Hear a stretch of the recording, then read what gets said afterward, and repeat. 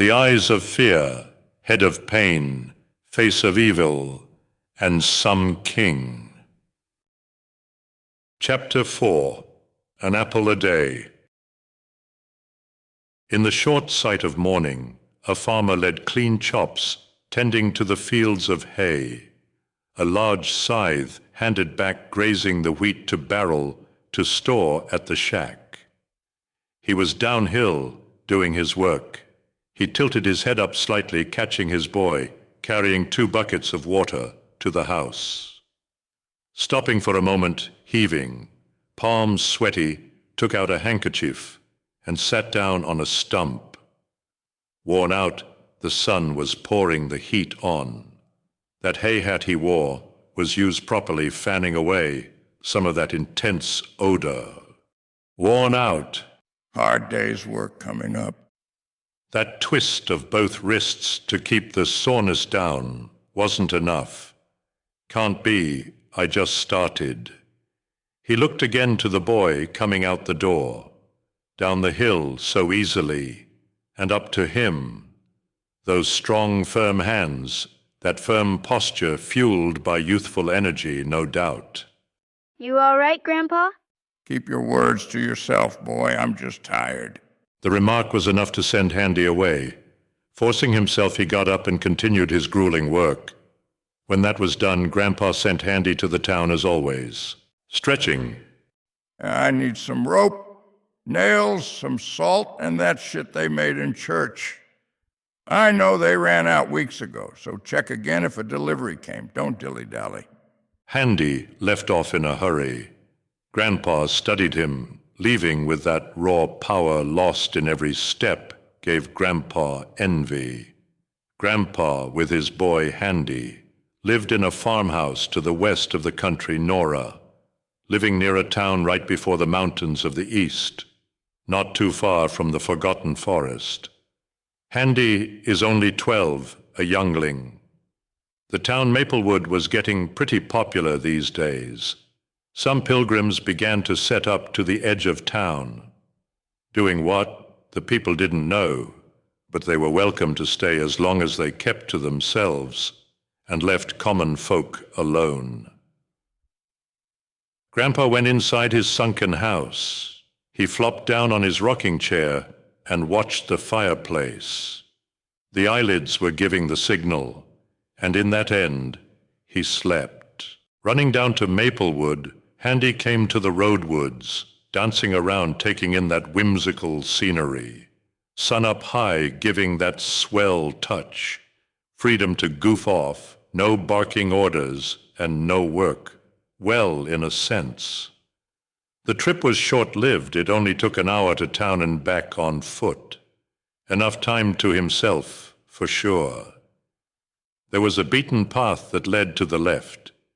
He knew if he wandered too long, Grandpa would get angry, so it was best not to diverge to the beaten path. And to the front of the town he is, the same 2 men that watched the entrance were there, and so was the dog that barked at anyone and everyone. The dog barked at Handy, not in a vicious way, but in greeting. They met before, for sure, it sounded. One guard, playing a game of cards, lifted his gaze to Handy. Look who it is. That voice was Stinky, the watchman. His breath and stench, by God, is in the category of rotten, moldy, sour, and a bit of sweet honey. Heavy-set guy, not too old, not too young, strong enough to win most fights. You think you can distract me, you smelly fuck? Said Scully, not taking his eyes off the cards. Sit back down, please. It's still your turn. Scully was a hollow fellow, not too keen on skills other than making wooden sculptures. You could tell they were his. He had them placed around him, the table, the floor, and the wooden earrings and necklaces and rings he wore. He was somewhat tall, had a lean posture and a bony frame for a middle-aged man. The guard dog laid down and plopped underneath the table. Scully patted her back without averting his gaze. Here for supplies? Handy shook his head.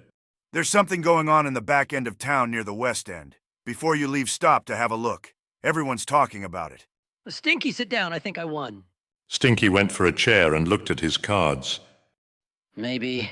Handy went past them through the open gate and saw a huge crowd of people gathered around something far away.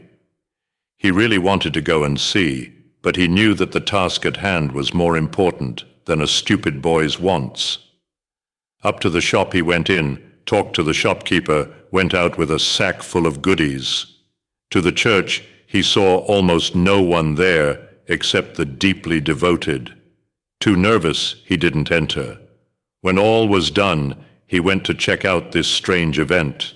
To the west side, he still saw a crowd gathering. He struggled to go through them, and to the edge of the group, he saw some very, very strange people. The clothes they wore were a bit off. One woman wasn't wearing a dress, but a strange outfit he didn't recognize. There were three of them, a man, a woman, and some old geezer. The woman was showing the crowd this jar of black wiggling slime. The slime unsealed the cap of the jar and crawled down her to the ground and past the crowd. The crowd yelped, moving away from the straight line of slime, and looked to where it was going. The blob consumed a pile of rocks and secreted a 3-foot-tall mold statue of a thinking man. The crowd was stunned, jaws in awe. Some just couldn't believe it. The three studied the reactions of the crowd, and the geezer proceeded to tell them. What we have here is a collection of a power we have cultivated as a society for years.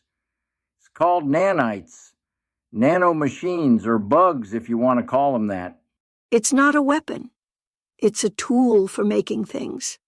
Some make tables, others make metal wires, wheels, items you wouldn't find in this region anymore. A man with his arms crossed stepped forward and yelled, "Yeah, this witchcraft or devil's work. What's it going to cost? Our lives?" Standing confident and straight, the third one said, No, it won't cost you anything. All we ask is for your cooperation, your attention, and we want feedback, any and all kind. It's not magic or witchcraft. It's a tool like your people use. We're not here to give it for free without teaching you how to use it. Likewise, it shall be limited, and it won't be abused or sold. It's for everyone, and isn't anyone's sole property. Handy couldn't take his eyes off this witchcraft. How lucky or unlucky to view such a feat. Freaky as it may seem to him, he was fascinated and wanted to try his hand at it. He heard a couple of ladies murmur and say, "Nothing good comes from devil's work." Stinky walked beside Handy, and some of the crowd dispersed and distanced themselves from the man distrusted. A woman walked by. Pig! Stinky felt complimented and gave a sexual brow move with a smile. Turning to Handy, he asked, So what happened? Uncontained, he responded. They made these bugs come out and obey their command and build that small statue over there. It was amazing. Wow, really? Stinky walked to the statue being viewed from the other men and was a bit confused. Witchcraft, huh? Handy ran back out the gates in excitement. What would Grandpa think? What would he say about this? I have to tell him, he thought. He saw the road that was left to Maplewood and saw a man making the way here. As if a string was hooked to Nessie's ear, it went up and alerted her to something. This bark was loud and deep. Nessie got up and back to the wall, continuing to bark and snarl. She became vicious and hyper. Walking back to his chair. What's wrong, girl? Stinky moved his hand to pet her head, but was bitten instead. Jeez, Nessie! Bad dog. Very, very bad. The two surrounded her to try and subdue. They held her down.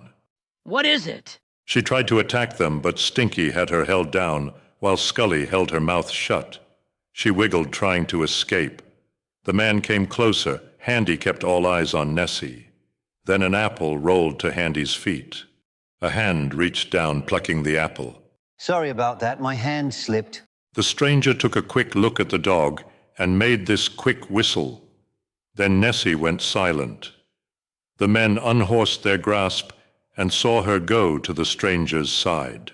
Now I've seen everything. Almost everything. Now make it rain. Scully looked up, waiting. Stinky looked at Scully in detest.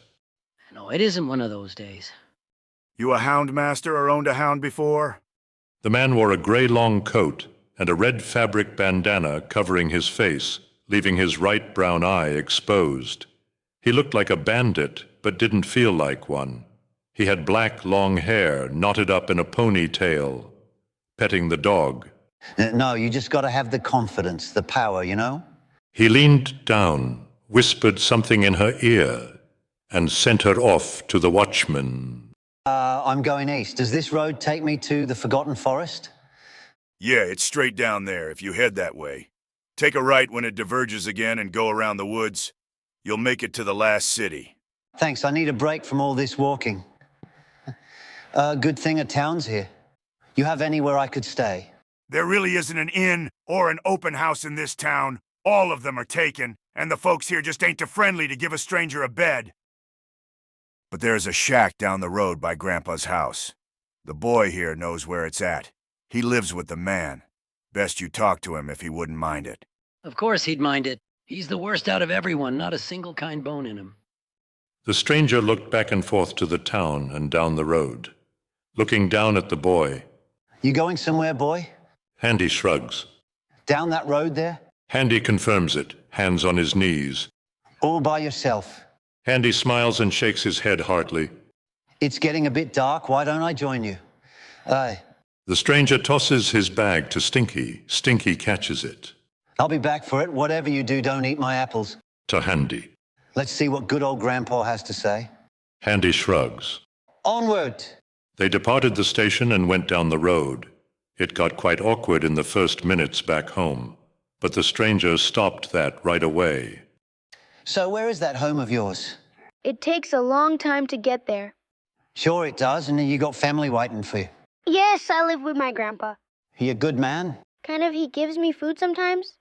Sometimes? Yeah, it doesn't sound too good. My father would give me anything I wanted. I didn't ask, though. I had everything, and I mean it. All the food you could eat. Huge bedroom from that tree to that tree. Entertainment, of course, and a stable income. Yes, it was one of those inheritance things. You got dreams, wishes, anything at all you want to do? No, I just want to have fun. Fun, huh? A knock woke him from his nap. Don't break down the door. He opened the door and saw a man in a long coat, disguising his face. This your boy? Behind him was Handy, looking down and worried. Yes, and who are you? Do you have an extra room for a weary traveler? Placing his hand on Handy's shoulder, unsure of what to say.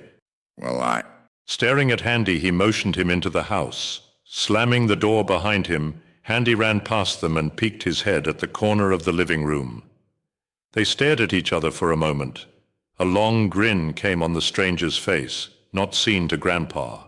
He began to tap his foot. I came here for that. You want my hut? You've got some attitude on you. I'll be glad to pay you for it. I need some rest. I've been hiking a long way. Where are you from? All over. I ain't got a place of my own. I'm a traveler, always wanted to go see the world. Really? A traveler in this day and age?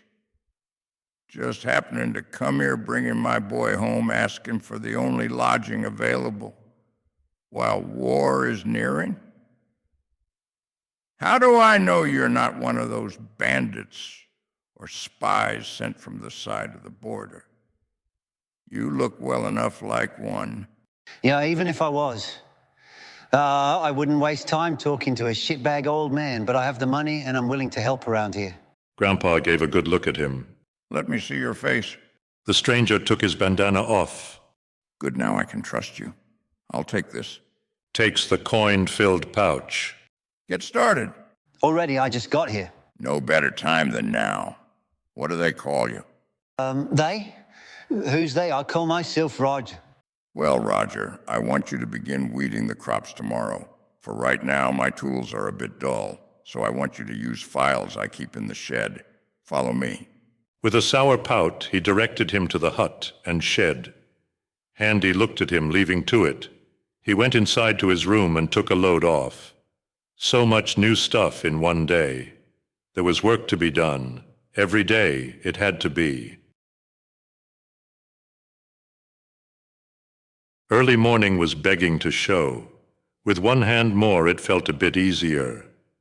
Grandpa, after that long day, sat down on his stump and watched Roger carry buckets of water up to the house, keeping his eye on him closely. He hadn't fully trusted him to the house, but the shed was fine.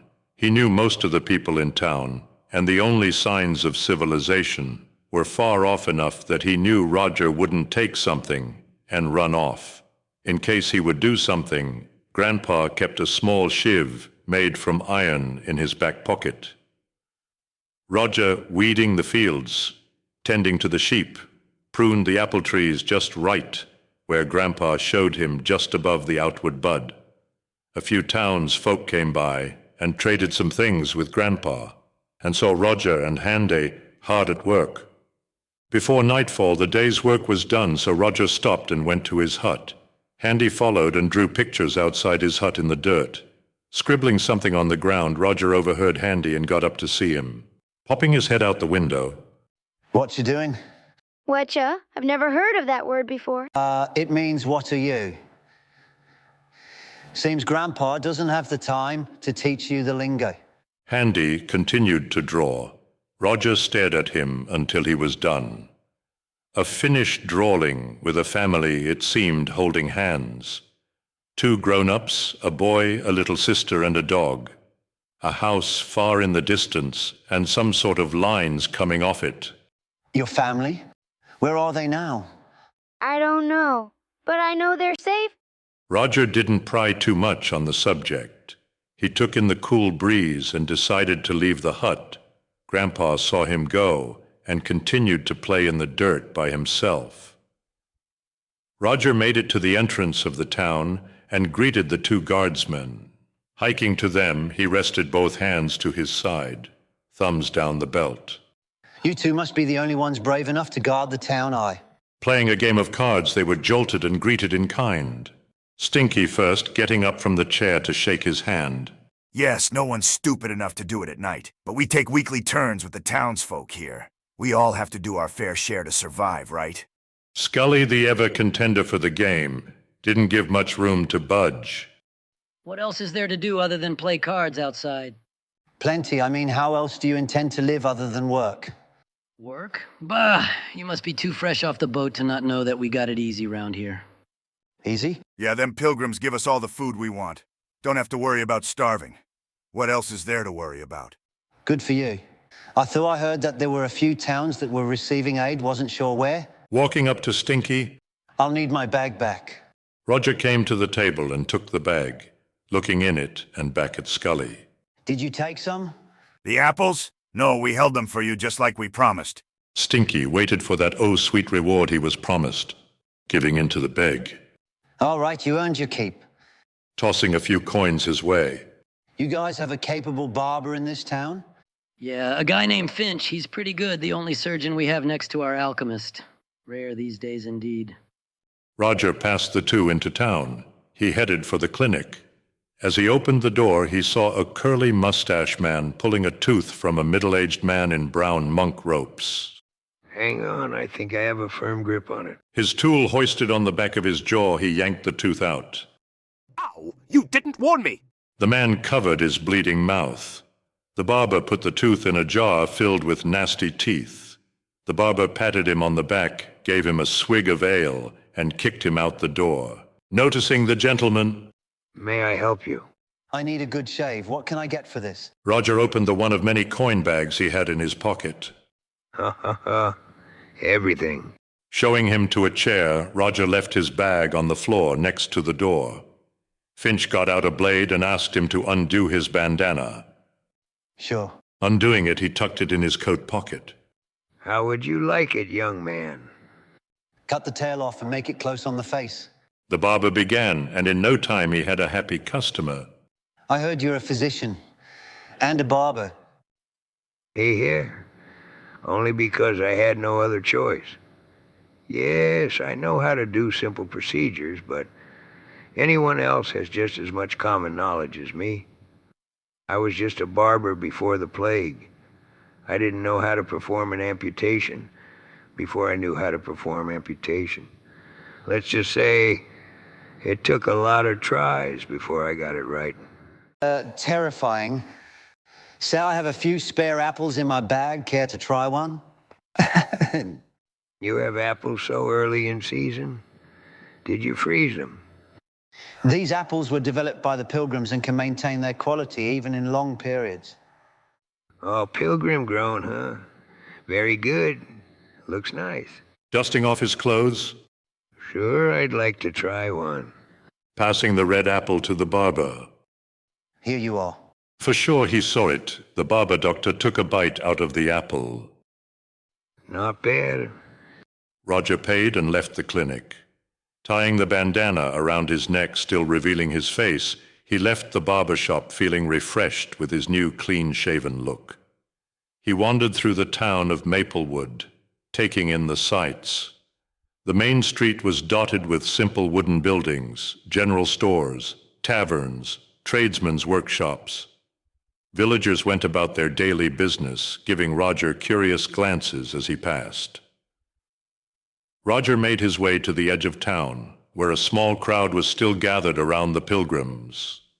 The man and woman were now demonstrating a miniature flying machine that could hover and zoom through the air with seemingly no one controlling it. Murmurs of awe and suspicion rippled through the onlookers. As Roger approached, the older pilgrim noticed him. A fresh face. Care to see our little toy up close? He gestured for Roger to come forward. Roger obliged, leaning in to inspect the floating contraption. It had a smooth metal exterior and rapidly spinning rotors that held it aloft. Roger couldn't begin to understand how it worked. Go on, give it a little push. The woman encouraged him. Roger gently nudged the hovering object, and it drifted smoothly in the other direction before stabilizing itself again. Incredible. The pilgrim smiled, pleased at his fascination. After the demonstration, Roger lingered, hoping to hear more about this thing. But the crowd pressed in, peppering them with questions and demands to see more wonders. Roger was edged out to the fringes. He decided to head back to Grandpa's farm for the night. The sun was starting to lower towards the horizon. Roger followed the road, enjoying the warm evening air. But as he walked, he couldn't shake a strange feeling that he was being watched. Roger glanced around uneasily as he continued down the road. The feeling of being watched persisted. He saw nothing but dense woods on either side of the path. As he walked faster, Roger heard a rustling in the underbrush. He froze, listening intently. More noises came from the forest, twigs snapping, leaves crunching underfoot. Roger's pulse quickened. Who's there? Show yourself. The rustling stopped. An eerie silence fell over the woods. Roger stood poised, ready to confront whoever was lurking just out of sight. After several tense moments, a figure emerged slowly from the trees. It was someone in a ragged cloak, the face obscured by a hood. The figure stood 10 paces from Roger in the middle of the road, unmoving. What do you want? The figure said nothing. It raised an arm and beckoned to Roger before turning and melting back into the forest shadows. Roger hesitated, then followed cautiously. As he entered the woods, he could just make out the hem of the figure's cloak ahead, flitting between the trees. Deeper and deeper into the forest he led him. The woods grew increasingly dark and ominous. Strange sounds echoed around Roger, haunting cries that made his skin crawl. Just when he thought of turning back, Roger stepped into a small clearing. The hooded figure stood in the center, next to a ring of mushrooms. The mushrooms glowed faintly in the twilight gloom. Roger opened his mouth to speak, but the figure raised a hand to stop him. It turned its back and drifted soundlessly into the shadows once more. Roger peered around uncertainly. The forest was still and quiet. He looked down at the mushroom ring, then back to where the man had vanished. What had it led him here to see? As Roger pondered the mysterious encounter, he heard twigs snapping behind him. He turned to see the guard dog Nessie emerge from the trees, sniffing curiously at the ground. She was a shaggy gray and white husky, well-muscled but lean from life as a town sentry. Nessie trotted up to Roger and gave him a friendly sniff, recognizing him from earlier. Then she turned her attention to the glowing mushroom ring. Nessie lowered her nose to the fungi and gave several long inhales. Her hackles suddenly rose, and she began snarling viciously at the ring. Roger stepped back warily as Nessie continued to bristle and bare her teeth at the mushrooms, as if facing down an enemy. Roger had seen Nessie be perfectly friendly in town just hours before. What about this ring provoked such a dramatic reaction? After a minute of threatening the seemingly innocuous fungi, Nessie lost interest. She looked up at Roger and wagged her tail, back to a calm demeanor. Roger watched bewildered as the guard dog wandered off into the trees, the same way she had come. Just what was the significance of the strange hooded figure bringing him here? And did Nessie sense something sinister about these woods that Roger couldn't? Roger took one last look around the shadowy clearing before turning and heading out of the woods. Right now, he just wanted to get back to the safety of Grandpa's farm before full nightfall. The answers would have to wait for another day. As Roger approached the farm, he could see Handy sitting outside the hut, drawing in the dirt with a stick. The boy looked up and grinned as Roger came down the path. You're back! Handy said excitedly, hopping up and running over. I was worried when it got dark. Roger ruffled the boy's hair. No need to worry, I can take care of myself. They started walking towards the main house. Roger noticed Grandpa eyeing him from the porch, pitchfork in hand. Grandpa, can he join us for dinner? Grandpa gave a slight nod and turned to head back inside, seeming indifferent to Roger's presence for now. Roger let out a breath, glad the old man wasn't getting suspicious yet. He'd have to be careful about his unusual outings going forward. Come on, let's eat. Handy said eagerly, pulling Roger along. Inside, they enjoyed a warm meal together by the fire. Stew, corn broth with the accessional cubed meat. The unsettling events of Roger's day faded for a while as they ate.